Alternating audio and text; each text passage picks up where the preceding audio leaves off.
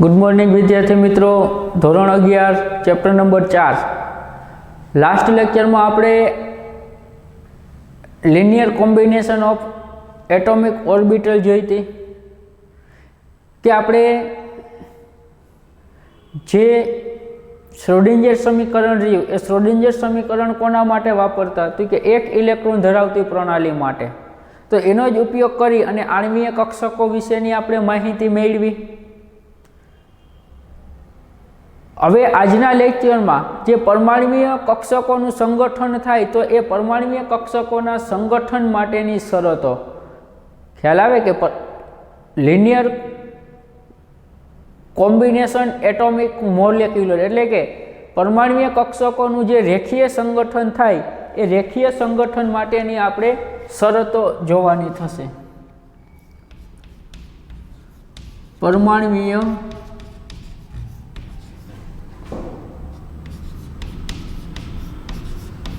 कक्षकोना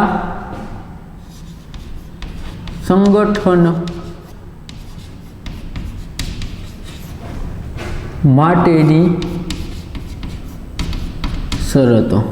परमाणुीय कक्षकोना संगठन माटेनी आपणे शुं जोवानी शरतो के कई रीते परमाणुीय कक्षकोनुं संगठन थाय तो आपणने एमांथी आणवीय कक्षक उत्पन्न थाय। ख्याल आवे तो समझो कि पहली शरत शू तो कि संयोजाती परमाणुीय कक्षको, संयोजाती परमाणुीय कक्षको सरखी अथवा लगभग सरखी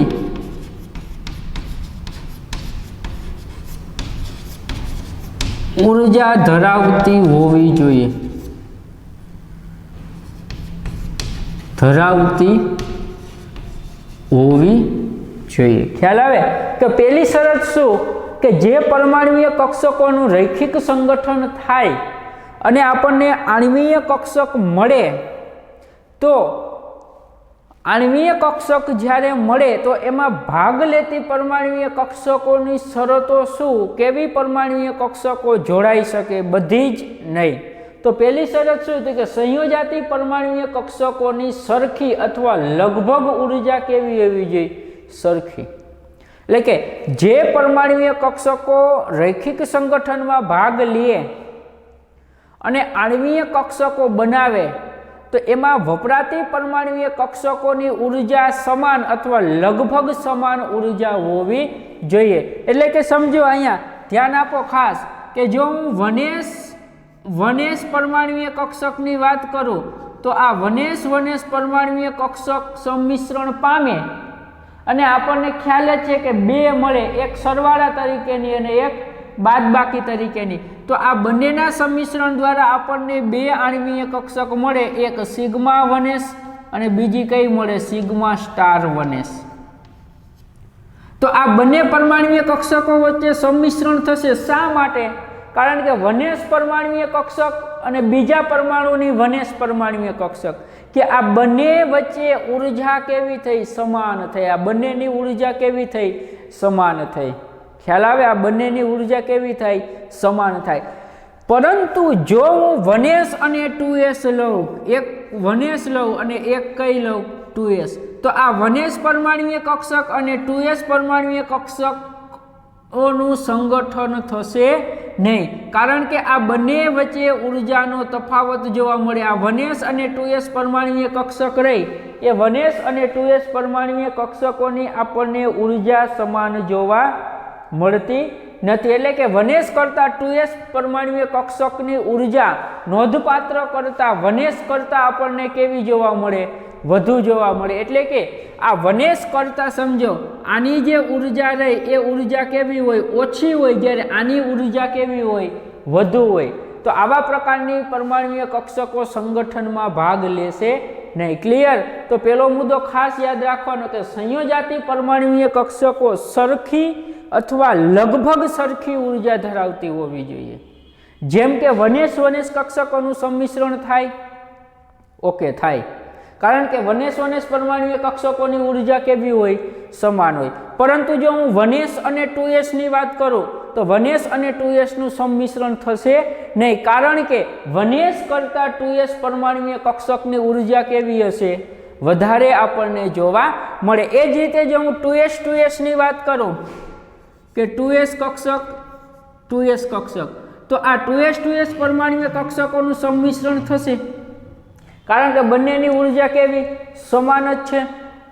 આ બંનેની ઉર્જા કેવી થશે, સમાન થશે. પરંતુ હું 2s અને 3s ની વાત કરું તો એ 2s અને 3s કક્ષકોનું સંગઠન થશે નહીં. શા માટે સંગઠન નહીં થાય? કારણ કે બંને વચ્ચે જે ઉર્જા રહી એ ઉર્જાનો તફાવત આપણને કેવો જોવા મળશે, વધારે આપણને જોવા મળે. ક્લિયર? પછી બીજો મુદ્દો સમજો. બીજો મુદ્દો શું કહે કે આ પહેલો મુદ્દો એમ કીધું કે સંયોજાતી પરમાણુય કક્ષકો રહી એ સંયોજાતી પરમાણુય કક્ષકો સરખી અથવા લગભગ સરખી ઉર્જા ધરાવતી આપણને જોવા મળે. હવે સમજો કે સંયોજાતી પરમાણુય કક્ષકો અક્ષ પર સરખી રીતે સમમિતીય ધરાવતી હોવી જોઈએ. સમજો કે સંયોજાતી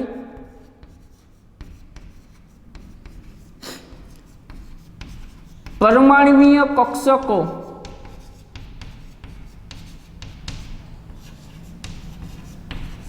અક્ષ પર સરખી સમમિતિ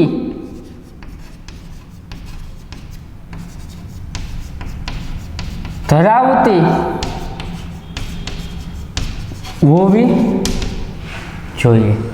તો સમજો કે બીજો મુદ્દો શું કહે કે સંયોજાતી પરમાણુય કક્ષકો આણ્વીય અક્ષ પર કેવી, સંયોજાતી પરમાણુય કક્ષકો આણ્વીય અક્ષ પર અથવા આંતરકેન્દ્રીય અક્ષ પર સરખી સમમિતિ અથવા સરખી સમમિતિ ધરાવતી હોવી જોઈએ અથવા સરખી સમમિતિ હોવી જોઈએ. આનો મતલબ શું સમજો ખાસ, કે ક્યારે આપણને આણ્વીય કક્ષકો મળે તો કે જે પરમાણુય કક્ષકો સંયોજાય તો એ સંયોજાવાથી જે સંયોજનમાં અથવા સંગઠનમાં જે પરમાણુય કક્ષકો ભાગ લે એમની સમમિતિ એ સરખી હોવી જોઈએ. ધારો કે સમજો કે આણ્વીય કક્ષકવાદમાં પ્રણાલિકા પ્રમાણે આણ્વીય કક્ષકવાદમાં આંતરકેન્દ્રીય અક્ષ તરીકે ઝેડ અક્ષ લેવામાં આવે. સમજો કઈ અક્ષ લેવામાં આવે, ઝેડ અક્ષ લેવામાં આવે છે. ખ્યાલ આવે શું કહેવા માંગે કે આંતરકેન્દ્રીય અક્ષ તરીકે કઈ અક્ષ લેવામાં આવે, ઝેડ અક્ષ લેવામાં આવે. અને જો આપણે આંતરકેન્દ્રીય અક્ષ તરીકે ઝેડ અક્ષ લઈ તો સમજો સરખી સમમિતિ એટલે શું કે આપણને આ પી ની 3 કક્ષકો મળે, px py અને pz. તો સમજો આ px નું સંમિશ્રણ થશે, સંગઠન થશે, સોરી px નું શું થશે, સંગઠન થશે, py નું સંગઠન થશે, pz કક્ષકોનું સંગઠન થશે. પરંતુ જો હું px py ની વાત કરું, px pz ની વાત કરું અને py pz ની વાત કરું તો આ ત્રણેયનું સંગઠન થશે નહીં. કારણ કે જો હું px અને py કક્ષક લઉં તો એક x અક્ષ ઉપર હશે ને એક કઈ અક્ષ ઉપર હશે, y અક્ષ ઉપર. તો એની આણ્વીય અક્ષ પર સમમિતિ રહી એ પરમાણુય કક્ષકોનું સમમિતિ એ શું થશે, બદલાઈ જતી આપણને જોવા મળે. ખ્યાલ આવે? જે આણ્વીય અક્ષ ઉપર સમમિતિ રહી એ પરમાણુય કક્ષકોની સમમિતિ આપણને શું થાય, બદલાતી આપણને જોવા મળે. એટલે કે સમજો કે પહેલા પરમાણુની આપણે px કક્ષક લઈએ, બીજા પરમાણુની px કક્ષક લઈએ તો સંગઠન થશે. પહેલા પરમાણુની આપણે py કક્ષક લઈએ, બીજા પરમાણુની py કક્ષક લઈએ, સંગઠન થશે. વળી પહેલા પરમાણુની pz લઈએ, બીજાની pz લઈએ તો સંગઠન થશે. પરંતુ એક પરમાણુની આપણે px અને બીજા પરમાણુની આપણે py લઈએ તો તો સંગઠન થશે નહીં, કારણ કે સમમિતિ રહી એ સમમિતિ આપણને શું થાય, બદલાતી આપણને જોવા મળે. એ જ રીતે જો આપણે એકની px અને એકની py પર કક્ષકો લઈએ તો આ પણ py અને px કક્ષકો દ્વારા પણ આપણને સંગઠન થતું જોવા મળશે નહીં. ખ્યાલ આવે કે આના કારણે શું થશે કે પરમાણુ આની જો ઉર્જા તો સમાન છે જ, પરંતુ સમમિતિ એ સરખી નથી. ખ્યાલ આવે, ઉર્જા સમાન છે પરંતુ પરમાણુય કક્ષકો કે જેમની ઉર્જા તથા તેમની સમમિતિ એ સરખી નહીં હોય તો તેઓ સંયોજાઈ શકશે નહીં. એટલે કે ઉર્જા પણ સમાન હોવી જોઈએ અને સમમિતિ એ પણ સમાન હોવી જોઈએ. કે પહેલા મુદ્દામાં આપણે કોની વાત કરી, ઉર્જાની વાત કરી, જ્યારે બીજા મુદ્દામાં આપણે પરમાણુય કક્ષકોની શેની વાત કરી, સમમિતિની વાત કરી. કેની વાત કરી, સમમિતિની. તો આ જે પરમાણુય કક્ષકો રહી એ પરમાણુય કક્ષકોની ઉર્જા પણ સમાન હોવી જોઈએ અને સમમિતિ એ પણ સમાન હોવી જોઈએ. એટલે કે તમે એક px લ્યો અને એક py લ્યો, એક py લ્યો અને pz લ્યો તો સંમિશ્રણ અથવા સંગઠન થશે નહીં. ક્લિયર? એટલે કે બીજી શરત શું હતી, તો કે બીજી શરત આ મુજબ હતી કે સંયોજાતી પરમાણુય કક્ષકો આણ્વીય અક્ષ પર સરખી સમમિતિએ ધરાવતી હોવી જોઈએ. અને આમાં આંતરકેન્દ્રીય અક્ષ સમજો કોને લેવામાં આવે, ઝેડ અક્ષને લેવામાં આવે. આંતરકેન્દ્રીય અક્ષ કોને લેવામાં આવે, ઝેડ અક્ષ. તો સમજજો કે આપણે સિગ્મા અને પાઈ બંધ ભણી ગયા, સિગ્મા અને કેવા, પાઈ બંધ. હવે સમજો કે આંતરકેન્દ્રીય અક્ષ, આ હું કઈ અક્ષ લઉં, આંતરકેન્દ્રીય અક્ષ. હવે આ આંતરકેન્દ્રીય અક્ષ ઉપર જો પરમાણુય કક્ષકોનું જોડાણ છેડા છેડા તરફથી થાય, આ પરમાણુય કક્ષકોનું જોડાણ ક્યાંથી થાય, છેડા છેડા તરફથી થાય, તો આ જે બંધ બને એ બંધ કેવો હશે, સિગ્મા હશે. અને આ જે આપણે આંતરકેન્દ્રીય અક્ષ લઈ એ આંતરકેન્દ્રીય અક્ષ આપણે કેવી લીધી, ઝેડ લીધી. તો આ ઝેડ અક્ષ જો આપણી આંતરકેન્દ્રીય હોય તો એક્સ અક્ષ અને વાય અક્ષ આ આંતરકેન્દ્રીય અક્ષને કેવી હોય, લંબ હોય. આંતરકેન્દ્રીય અક્ષને કેવી હશે, લંબ. એટલા માટે સમજો કે જો હું px કક્ષકની વાત કરું તો px અને py કક્ષકો આ મુજબ ગોઠવાયેલી જોવા મળે. અને આ px અને py કક્ષકો જો આ રીતે ગોઠવાયેલી હોય તો બે px કક્ષકો સમજો, બે px કક્ષકો જ્યારે સંમિશ્રણ પામે ત્યારે એ છેડાઓ તરફથી નહીં સંમિશ્રણ પામે. કોના તરફથી સંમિશ્રણ પામશે, બાજુઓ પરથી સંમિશ્રણ પામે. અને બાજુઓ પરથી સંમિશ્રણ પામે એટલે સિગ્મા બંધ નહીં, કયો બંધ બનતો જોવા મળે, પાઈ બંધ બનતો આપણને જોવા મળે. ક્લિયર? એટલે કે સમમિતિ કેવી હોવી જોઈએ, સરખી સમમિતિ ધરાવતી હોવી જોઈએ. અને સંયોજાતી પરમાણુય કક્ષકોનું મહત્તમમાં મહત્તમ સંમિશ્રણ થવું જોઈએ. ખ્યાલ આવે કે સંયોજાતી પરમાણુય કક્ષકોનું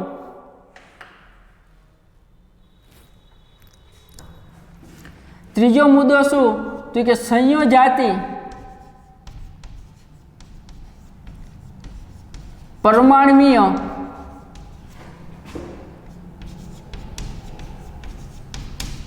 કક્ષકોનું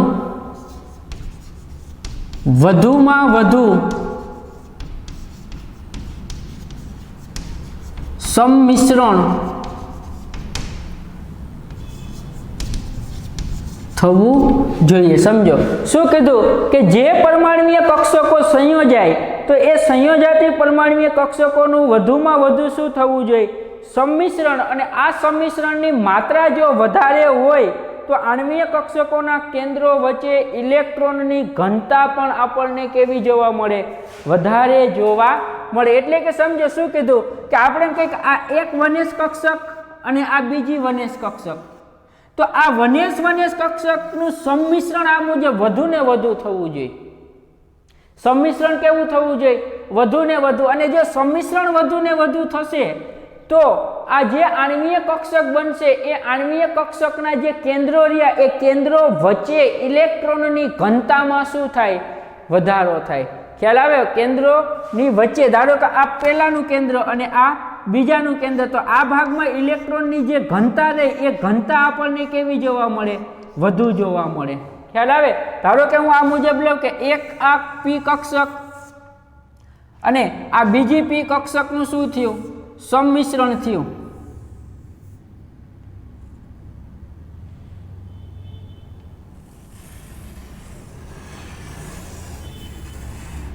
આ બીજી પી કક્ષકનું શું થયું? સંમિશ્રણ થયું। તો જો આ પી કક્ષકોનું સંમિશ્રણ થાય તો મને આ મુજબ હું આને વર્ણવી શકું? તો જો આ ભાગમાં ઇલેક્ટ્રોનની ઘનતા કેવી હશે? વધારે હશે। આ એક પરમાણુનું કેન્દ્ર અને આ બીજા પરમાણુનું કેન્દ્ર, તો આ જે ભાગ રહ્યો એ ભાગમાં ઇલેક્ટ્રોનની ઘનતા કેવી હશે? વધુ હશે। એટલે શું કહેવા માંગે કે જ્યારે કોઈ પણ બે પરમાણુય કક્ષકો સંમિશ્રણ પામે ત્યારે એ પરમાણુય કક્ષકોનું સંમિશ્રણ કેવું થવું જોઈએ? વધુમાં વધુ। એટલે પરમાણુય કક્ષકો બને એટલી વધુને વધુ કેવી હોવી જોઈએ? નજીક આવવી જોઈએ, કે જેથી કરીને જે આણ્વીય કક્ષક બને એ આણ્વીય કક્ષકના જે પરમાણુ રહ્યા એ પરમાણુના કેન્દ્રો રહ્યા એ કેન્દ્રોની વચ્ચે ઇલેક્ટ્રોનની ઘનતામાં શું થાય? વધારો। સપોઝ કે જો આપણે આ એક પરમાણુ લીધો અને આ બીજો પરમાણુ, હવે પરમાણુ એકબીજાથી થોડાક દૂર રહી ગયા તો અહીંયા ઇલેક્ટ્રોનનું હજી કોમ્બિનેશન થયું જ નથી, તો આ બંને કેન્દ્રો વચ્ચે ઇલેક્ટ્રોનની ઘનતા કેવી થઈ? ઓછી થઈ। તો જેમ આ પરમાણુય કક્ષકો જો વધુને વધુ નજીક આવશે એમ ઇલેક્ટ્રોન શું કરશે? યુગ્મિત થશે અને અહીંયા ઇલેક્ટ્રોનની ઘનતામાં શું થાય? વધારો થાય, કે જ્યાં ઇલેક્ટ્રોનની મળી આવવાની સંભાવના આણ્વીય કક્ષકમાં કેવી હોય? મહત્તમ આપણને જોવા મળે। તો જો તમને 2 માર્કમાં આ પ્રશ્ન પૂછે તો ખાસ યાદ રાખવાનો કે પરમાણુય કક્ષકોના સંગઠન માટેની શરતો, તો પહેલી શરત શું હતી? કે સંયોજાતી પરમાણુય કક્ષકો સરખી અથવા લગભગ સરખી ઉર્જા ધરાવતી હોવી જોઈએ। એટલે કે એવી જ પરમાણુય કક્ષકો સંગઠનમાં ભાગ લઈ શકે કે જેની ઉર્જા લગભગ કેવી હોય? સરખી। એટલે કે 1s1s, 2s2s, 2p2p, 3p3p, 1s2s પણ ન ચાલે, 2s2p પણ ચાલે, સોરી 2s અને 3s પણ ચાલશે નહીં। પછી બીજી શું કીધું? કે સંયોજાતી પરમાણુય કક્ષકો આણ્વીય અક્ષ પર સરખી સમમિતિ ધરાવતી હોવી જોઈએ। અને આપણે આણ્વીય કક્ષકવાદની જે પ્રણાલિકા લઈએ તો આણ્વીય કક્ષકવાદની પ્રણાલિકા પ્રમાણે ઝેડ અક્ષ રહી એને આંતરકેન્દ્રીય અક્ષ તરીકે લેવામાં આવે। હવે જો ઝેડ અક્ષને આંતરકેન્દ્રીય અક્ષ લઈએ તો જે px અને py કક્ષકો રહી એ આપણા માટે કેવી બને? લંબ બને। એટલે કે આણ્વીય અક્ષની સમમિતિ સરખી એટલે શું? કે px નું સંમિશ્રણ થાય, py નું સંમિશ્રણ થાય, pz નું સંમિશ્રણ થાય, પરંતુ px pz કે py pz ખ્યાલ આવે નું સંમિશ્રણ થતું આપણને જોવા મળશે નહીં। પછી શું કીધું? કે સંયોજાતી પરમાણુય કક્ષકોનું વધુમાં વધુ સંમિશ્રણ થવું જોઈએ। એટલે કે સંયોજાતી પરમાણુય કક્ષકો રહે એ વધુમાં વધુ એકબીજાથી ક્યાં આવવી જોઈએ? નજીક આવવી જોઈએ। તો આ આપણે શું જોયું? પરમાણુય કક્ષકોના સંગઠન માટેની શરતો। હવે જો આ પરમાણુય કક્ષકોનું સંગઠન થાય અને કેટલા પ્રકારની આણ્વીય કક્ષકો મળે એ આપણે આણ્વીય કક્ષકોના પ્રકાર ભણવાના થશે।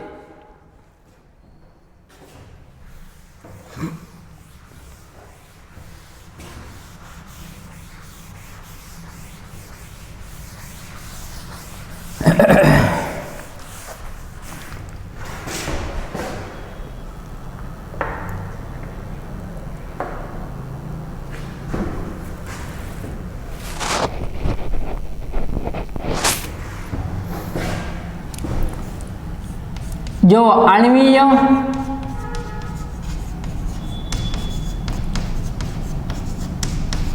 કક્ષકોના પ્રકાર સમજો। તમારે આ મુજબ હું જે રીતે બોર્ડમાં લખું એ મુજબ તમારે યાદ રાખવાનું। સમજો કે આણ્વીય કક્ષકોના મુખ્ય 3 પ્રકાર, એક સિગ્મા, એક પાઈ અને એક ડેલ્ટા। સિગ્મા, પાઈ અને ડેલ્ટા, કે આણ્વીય કક્ષકોના પ્રકાર કેટલા અથવા આણ્વીય કક્ષકોને આપણે કોના વડે ચિહ્નિત કરી શકીએ? તો કે સિગ્મા આણ્વીય કક્ષક, પાઈ આણ્વીય કક્ષક અને ડેલ્ટા આણ્વીય કક્ષક વડે આપણે ચિહ્નિત કરી શકીએ. આપણે સમજો 11મા ધોરણમાં ફક્ત ને ફક્ત સિગ્મા અને પાઈ આણ્વીય કક્ષક વિશે ભણવાનું થશે. આ ડેલ્ટા આણ્વીય કક્ષક વિશે આપણે ભણવાનું થશે નહીં, કારણ કે આજે ડેલ્ટા આણ્વીય કક્ષક રહી એ ખૂબ જ ઊંચા લેવલ હાયર એજ્યુકેશનમાં તમારે ભણવાનું થશે, કે જો તમે કેમેસ્ટ્રીની અંદર એમએસસી કરો, પીએચડી કરો ત્યારે તમારે આ ડેલ્ટા વિશે ભણવાનું થશે. હવે સમજો કે આજે સિગ્મા અને પાઈ આણ્વીય કક્ષકની વાત કરી તો સિગ્મા અને પાઈ આણ્વીય કક્ષકો બંધ અક્ષની આસપાસ સમમિતીય હોય. સમજો કે સિગ્મા આણ્વીય કક્ષક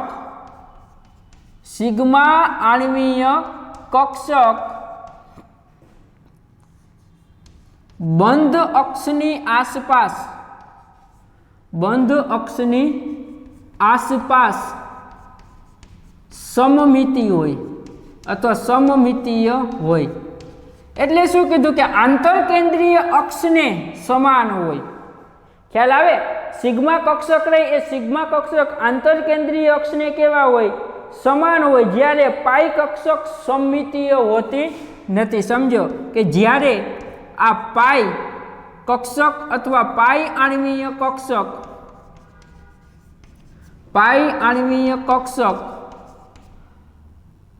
બંધ અક્ષને, હવે જો આપણે બંધ અક્ષ અથવા બંધ અક્ષને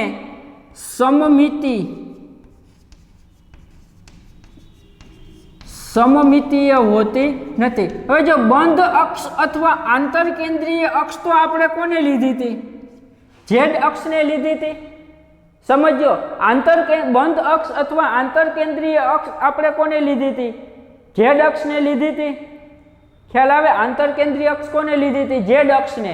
તો ઝેડ અક્ષ ને જો આપણે બંધ અક્ષ તરીકે લઈએ તો આપણે જો પીઝેડ કક્ષકોનું સંગઠન કરી તો એ બંધ અક્ષને સમાન અથવા આસપાસ સમમિતીય ધરાવે કે નહીં? તો સમમિતીય કેવી થઈ? સમાન થઈ. એટલે મેં અગાઉ કીધું હતું કે જો પીઝેડ કક્ષકોનું સંમિશ્રણ થાય તો આપણને કઈ કક્ષક મળે? સિગ્મા. પરંતુ જો આપણે px અને py ની વાત કરી તો એ બંધ અક્ષ તરીકે આપણે જો ઝેડ અક્ષ લઈએ તો એને કેવી હશે? લંબ હશે. તો એની આસપાસ સંમિશ્રણ પામશે નહીં. એટલે એ કક્ષકો બાજુઓ પરથી જોડાશે અને બાજુઓ પરથી કક્ષક જોડાય ત્યારે કયા બંધની રચના થાય અથવા કઈ આણ્વીય કક્ષક બને? પાઈ આણ્વીય કક્ષક આપણને બનતી જોવા મળે. ધારો કે આપણે ઉદાહરણ તરીકે લઈએ કે બે વનેશ કક્ષકો, કે આપણે ઉદાહરણ તરીકે બે વનેશ કક્ષકો લઈએ. કેટલી? બે વનેશ કક્ષકો.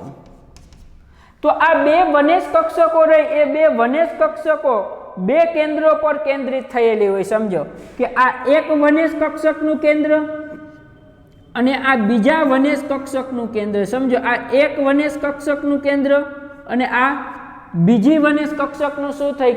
કેન્દ્ર. તો બે વનેશ કક્ષકો બે કેન્દ્રો પર કેન્દ્રિત થયેલી હોય અને તેમનું જો રૈખિક સંગઠન કરવામાં આવે તો આ બંનેના રૈખિક સંગઠન દ્વારા આપણને સમજો, આ બંનેના રૈખિક સંગઠન દ્વારા આપણને બે આણ્વીય કક્ષક મળે.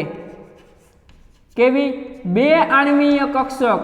હવે સમજો કે આ હું ઝેડ અક્ષ લઉં, બંધ અક્ષ લઉં, આંતરકેન્દ્રીય અક્ષ લઉં તો જો આ તો સમમિતીય રીતે કેવી? ગોળાકાર જ છે. ગમે એ બાજુથી આમ જોડાઈ શકે કે નહીં? ગમે એ બાજુથી જોડાઈ શકે.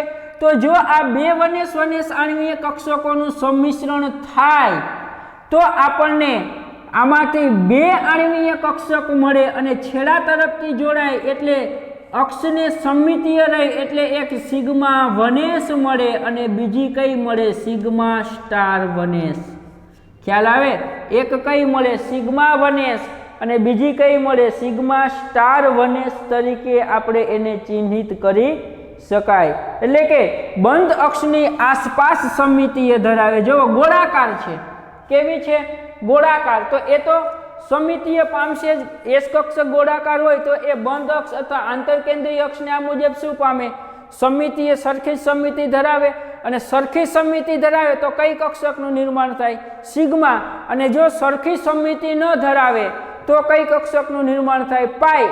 તો આ બે એસ કક્ષકનું શું થયું? સંમિશ્રણ. તો એમાંથી આપણને કઈ કક્ષક મળી? સિગ્મા મળી. તો આ સિગ્મા કેટલા પ્રકારની હોય એ અગાઉ ભણી ગયા કે આ જે રહી સાઈ સિગ્મા એટલે શું થયું? એકનું તરંગ વિધેય અને બીજાના તરંગ વિધેયનું શું થાય? સહાયક વ્યતિકરણ. અને સિગ્મા સ્ટાર એટલે શું થાય? વિભંજક વ્યતિકરણ થાય. ખ્યાલ આવે? શું થાય? વિભંજક વ્યતિકરણ થતું આપણને જોવા મળે. ક્લિયર? એ જ રીતે જો આપણે સિગ્મા કક્ષક સમજો. હવે આપણે 2pz આપણે 2p કક્ષકની વાત કરી. સમજો 2p. તો આ 2p ની મને 3 મળે. 2px 2py અને 2pz. 2px 2py અને 2pz. તો આપણે જો બે 2pz કક્ષકો લઈએ. સમજો બે 2pz કક્ષકો. તો આપણે આંતરકેન્દ્રીય અક્ષને કોણ અક્ષ લીધી હતી? z અક્ષ. તો આ આપણી આંતરકેન્દ્રીય અક્ષ. સમજો આ એક 2pz કક્ષક,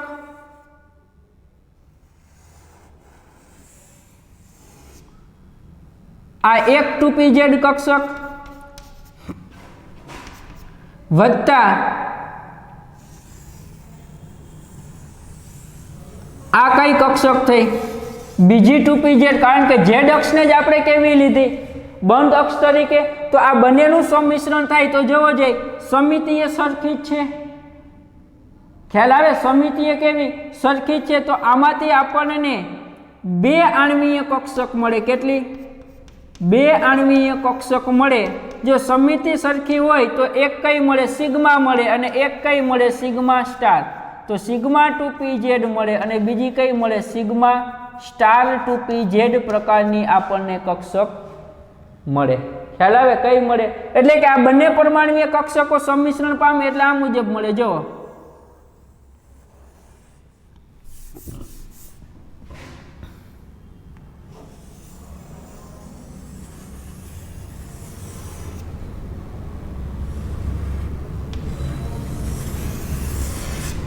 આ મુજબ મળે કે આ પ્લસ આ બંનેના કેન્દ્ર અને આ વચ્ચે ઇલેક્ટ્રોનની શું હોય? ઘનતા હોય. એટલે આવી પ્રકારની આપણને આણ્વીય કક્ષક ઉત્પન્ન થતી જોવા મળે. કારણ કે જો આમાં સમજો કે સિગ્મા 2pz અને સિગ્મા સ્ટાર 2pz. શા માટે? કારણ કે આપણે બંધ અક્ષ કઈ લીધી હતી? આંતરકેન્દ્રીય અક્ષ કઈ લીધી હતી? z અક્ષ લીધી હતી. અને આંતરકેન્દ્રીય અક્ષ જો આપણે z અક્ષ લીધી હોય તો સમમિતીય કેવી હોય? સરખી હોય. તો આપણને બે સિગ્મા પ્રકારની કક્ષકો મળે. હવે એ જ રીતે જો આપણે વાત કરી 2px અને 2py. સમજો 2px અને 2py. તો 2px અને 2py સરખી સમમિતિએ ધરાવતી નથી. જુઓ શા માટે? જુઓ આ આપણી કઈ થઈ? આંતરકેન્દ્રીય અક્ષ z અક્ષ. આંતરકેન્દ્રીય અક્ષ એને જ આપણે z અક્ષને જ આંતરકેન્દ્રીય અક્ષ લીધી. હવે જો આ p કક્ષ x તો અહીંયા હોય કે નહીં? તો જોવો જોઈએ સમમિતિય કેવી થઈ? અલગ અલગ થઈ. કે આપણને 2px અને 2py કક્ષકો લઈએ તો આણ્વીય કક્ષકો બંધ અક્ષને સમાન હોતી નથી. કારણ કે આણ્વીય સમતલને ઉપર ધન પિંડક અને નીચે ઋણ પિંડક હોય. એટલે કે જો આ આણ્વીય આજે આપણી આણ્વીય અક્ષ થઈ કે નહીં? તો એની ઉપર એક ધન પિંડક હોય અને એક કેવો હોય? નીચે ઋણ પિંડક હોય. ખ્યાલ આવે? એક ક્યાં હોય? ઉપર. અને એક ક્યાં હોય? નીચે. હવે સમજો શું થાય કે પોઝિટિવ સાથે પોઝિટિવ ને નેગેટિવ સાથે શું આવવું જોઈએ? નેગેટિવ જ આવવું જોઈએ. પોઝિટિવ સાથે પોઝિટિવ અને નેગેટિવ સાથે શું આવવું જોઈએ? નેગેટિવ. ખ્યાલ આવે? હવે હું અહીંયા જેવો છે બીજી એક આણ્વીય કક્ષક લઉં તો કેવું આવે? નેગેટિવ પોઝિટિવ આવે. ખ્યાલ આવે? વિભંજક સંમિશ્રણ થાય. કેવું સંમિશ્રણ થાય? વિભંજક સંમિશ્રણ થાય. અને આ વિભંજક સંમિશ્રણના કારણે આ છેડાઓ ઉપરથી નથી જોડાતી. ક્યાંથી જોડાય? બાજુઓ ઉપરથી px અને py જોડાય, એટલા માટે એના સંમિશ્રણ દ્વારા આપણને બે કક્ષકો મળે, એક પાઈ 2px અને પાઈ સ્ટાર 2px, એક પાઈ 2py અને બીજી મળે પાઈ સ્ટાર 2py. ખ્યાલ આવે? એટલે કે બાજુઓ પરથી જોડાય એટલે કે સંમિશ્રણ યોગ્ય દિશામાં થતું નથી, અને સંમિશ્રણ યોગ્ય દિશામાં ન થાય એટલે આપણને આ પ્રકારની મળે. એમાં પણ આ પાઈ રહી એ પાઈ કેવી થાય? બંધકારક થાય. કેવી થાય? બંધકારક આણ્વીય કક્ષક થાય, કારણ કે આપણે આગળ સિગ્મા તો ભણી ગયા હતા, પાઈ નવું આવ્યું, અને પાઈ સ્ટાર રહ્યું એ પાઈ સ્ટાર આપણા માટે કેવી થાય? બંધ પ્રતિકારક. બંધ પ્રતિકારક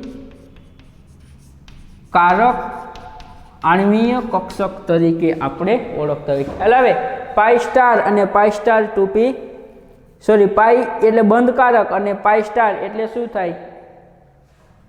બંધ પ્રતિકારક આણ્વીય કક્ષક તરીકે આપણે ઓળખતા હોય. ક્લિયર?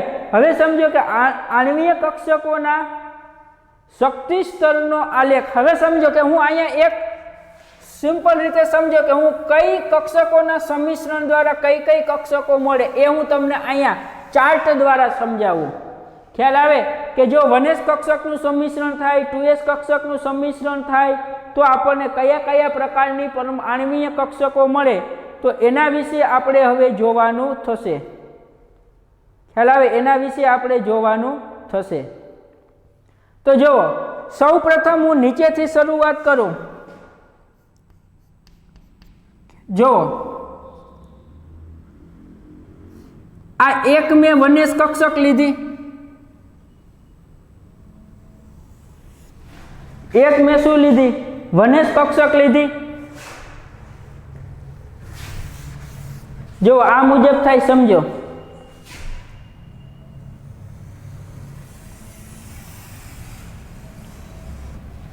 અને આ કઈ થાય? આ મુજબ સમજો, આલેખ સમજો. જુઓ, આ આપણી પરમાણ્વીય કક્ષકો થશે. પરમાણ્વીય કક્ષકો, એના વિધેયને હું કહું સાઈ એ, અને આ બાજુ પણ આપણી શું થશે? પરમાણ્વીય કક્ષકો. એના વિધેયને હું શું કહું? સાઈ બી. અને આ વચ્ચેના ભાગમાં જે આપણે દર્શાવશું એ આપણી આણ્વીય કક્ષકો હશે. કઈ હશે?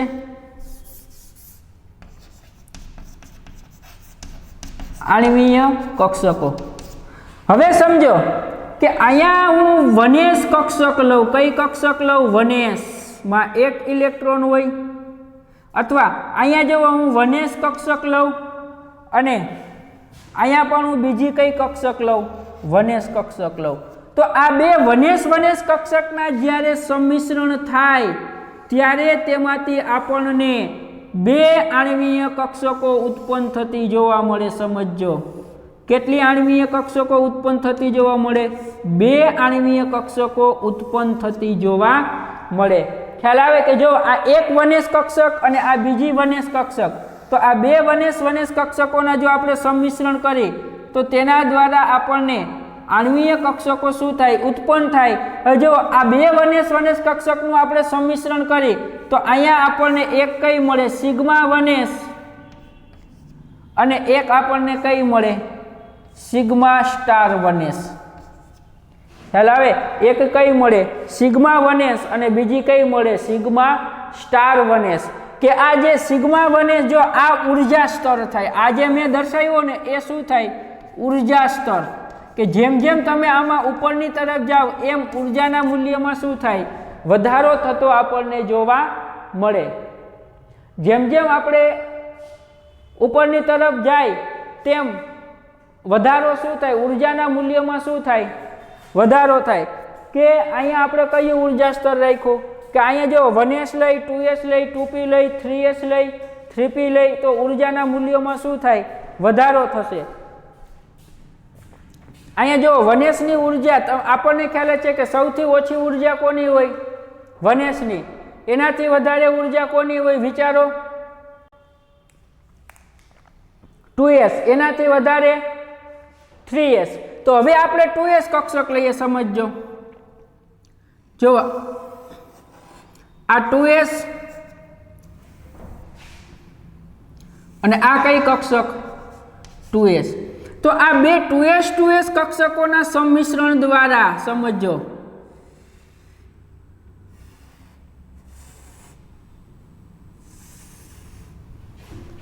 આ બે 2s કક્ષકોના સંમિશ્રણ દ્વારા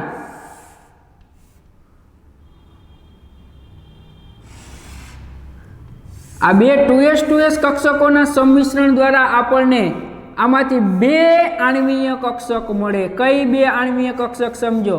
એક સિગ્મા 2s મળે અને એક કઈ મળે? Sigma star 2s. ખ્યાલ આવે? એક કઈ મળે? સિગ્મા 2s અને એક કઈ મળે? સિગ્મા સ્ટાર 2s પ્રકારની આપણને કક્ષકો મળે. હવે જો આપણે 2s પછી કઈ આવે? 2p આવે. પછી કઈ આવશે? 2p. તો સમજો કે 2px ની વાત કરીએ. જો અહીંયા હું p ની 3 અલગ અલગ દર્શાવીશ, 3 કેવી દર્શાવીશ? અલગ અલગ. ખ્યાલ આવે? p ની હું કેવી દર્શાવીશ? અલગ અલગ. જો હું પહેલા px દર્શાવું, પછી આપણે ઉર્જાનો સ્તર જોશું ત્યારે આપણે જોઈ લેશું px, અને અહીંયા પણ કઈ આવે? px. તો આ px કક્ષકોનું જ્યારે સંમિશ્રણ થાય ત્યારે એમાંથી જો આપણને બે આણ્વીય કક્ષક મળે. એક કઈ થશે? બે આણ્વીય કક્ષક મળે. કેટલી આણ્વીય કક્ષક મળશે? બે. આ px, બે આણ્વીય કક્ષક મળશે. એક કઈ મળે? હવે જો px નું સંમિશ્રણ થાય તો ખાસ યાદ રાખવાનું પાઈ જ મળે. તો આપણને આ કઈ મળી? 2px, સોરી પાઈ 2px અને પાઈ સ્ટાર 2px. હવે એ જ રીતે જો આપણે py નું લઈએ, આ એક py કક્ષક અને આ આપણી બીજી py કક્ષક. તો આ બે py કક્ષકોનું જો આપણે સંમિશ્રણ કરી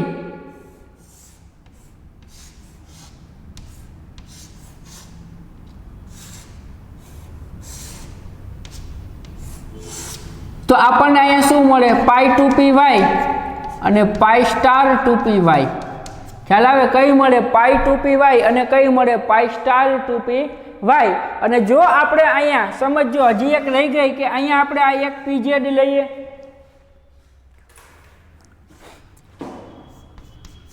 અને અહીંયા આપણે બીજી pz લઈએ. તો આ pz કક્ષકોનું જો આપણે સંમિશ્રણ કરીએ, ખ્યાલ આવે? આ pz ધારો કે જો આ એક pz કક્ષક અને આ બીજી, તો આ કઈ થઈ? સિગ્મા 2pz અને આ કઈ થઈ? Sigma star 2pz. તો સમજો કે આ જે સ્ટાર વાળી રહી સિગ્મા સ્ટાર 2pz, પાઈ સ્ટાર 2py, પાઈ star 2px, sigma star 2s અને સિગ્મા સ્ટાર 1s. તો આ બધી કક્ષકો રહી એ બધી કક્ષકો કેવી? અબંધકારક. ખ્યાલ આવે? અને આજે રહી સિગ્મા 1s, સિગ્મા 2s, પાઈ 2px, પાઈ 2py અને સિગ્મા 2pz એ બધી કેવી થાય? બંધકારક. હવે સમજો શું કહેવા માંગે કે આ આપણને આણ્વીય કક્ષકો મળી. ખ્યાલ આવે? તમારે જો આપણે આટલી જ યાદ રાખવાની કે એક બે 1s નું સંગઠન થાય, બે 1s પરમાણ્વીય કક્ષકોનું સંગઠન થાય તો એમાંથી બે આણ્વીય કક્ષક મળે. એક સિગ્મા 1s અને બીજી કઈ હોય? Sigma star 1s. એમાં સિગ્મા 1s બંધકારક હોય અને સિગ્મા સ્ટાર બંધ પ્રતિકારક. આ બે 2s નું સંમિશ્રણ થાય અથવા બે પરમાણ્વીય કક્ષકોનું સંગઠન થાય તો એમાંથી આપણને એક સિગ્મા 2s મળે અને બીજી કઈ મળે? Sigma star 2s. એક px અને બીજી px કક્ષકોનું સંમિશ્રણ અથવા સંગઠન થાય તો એમાંથી આપણને બે મળે, પાઈ 2px અને પાઈ સ્ટાર 2py. આ py કક્ષકો 2py અને પાઈ 2py અને પાઈ સ્ટાર અને સિગ્મા 2pz અને સિગ્મા સ્ટાર 2pz. તો આમાં જ આપણે ઇલેક્ટ્રોનની ગોઠવણી કરવાની. ખ્યાલ આવે? આમાં જ આપણે શું કરવાની? ઇલેક્ટ્રોનની ગોઠવણી. કઈ રીતે કરવી? તો સમજો, આવું બાવું પૌલી અને વુન્ડના નિયમ મુજબ જો આ બંધ કારક અને આ બંધ પ્રતિકારક ઇલેક્ટ્રોનની આપણે ગોઠવણી કરી તો આ બંધ પ્રતિકારક ભૂલવાની નથી, એમાં પણ ઇલેક્ટ્રોન તો આવશે જ. ખ્યાલ આવે? એમાં પણ ઇલેક્ટ્રોન આપણે ગોઠવવાના આવશે કે જો આની ઉર્જા ઓછી, વધુ વધુ વધુ વધુ, જેમ જેમ ઉપરની તરફ જાય એમ ઉર્જા શું થાય? વધતી જાય. એટલે કે આ તો ખાલી આપણે આલેખ દોર્યો, આવા પ્રકારની આણ્વીય કક્ષકો મળે. પરંતુ જો આપણે આનો ઉર્જા સ્તર નક્કી કરવો હોય કે આનો આણ્વીય કક્ષકોની ઉર્જા સ્તર નક્કી કરવો હોય, એનો ક્રમ નક્કી કરવો હોય, તો એ ક્રમ આપણે નેક્સ્ટ લેક્ચરમાં જોશું. ખ્યાલ આવે? કે પહેલા ઇલેક્ટ્રોન કઈ કક્ષકમાં જાય? ધારો કે જો σ1s, σ*, σ2s, σ2p x. ખ્યાલ આવે? પરંતુ અહીંયાથી ચેન્જ થશે. અહીંયાથી શું થશે? ચેન્જ થશે. ક્લિયર? અહીંયાથી શું થશે? ચેન્જ થશે. px, py અને pz માં ક્યાં ઇલેક્ટ્રોન જાય એ ખાસ આપણે જોવાનું થશે. તો આ ખાસ યાદ રાખવાનું કે બે s પરમાણ્વીય કક્ષકોનું સંગઠન થાય તો મગજમાં યાદ રાખવાનું બે આણ્વીય કક્ષક મળે. કઈ? σ1s અને σ*1s. બે 2s પરમાણ્વીય કક્ષકોનું સંગઠન થાય તો બે આણ્વીય કક્ષક મળે, σ2s અને σ*2s. એ જ રીતે બે px કક્ષકનું સંગઠન થાય તો π2px અને π*2px. બે py કક્ષકનું સંગઠન થાય તો π2py અને π*2py. અને બે pz કક્ષકોનું સંમિશ્રણ થાય તો આપણને શું મળશે? σ2pz અને σ*2pz પ્રકારની પરમાણ્વીય કક્ષકો મળે. ક્લિયર? તો નેક્સ્ટ લેક્ચરમાં આપણે અણુની ઇલેક્ટ્રોન રચના જોવાની થશે. કોની? અણુની. કે આ આપણે કોના માટે બધું કરી? તો કે પરમાણુમાં જે ઇલેક્ટ્રોન રચના આપણે પરમાણ્વીય કક્ષકમાં લખતા હોય એ જ રીતે અણુની ઇલેક્ટ્રોન રચના હવે આપણે આ આણ્વીય કક્ષકમાં લખવાની થશે. ક્લિયર? Thank you.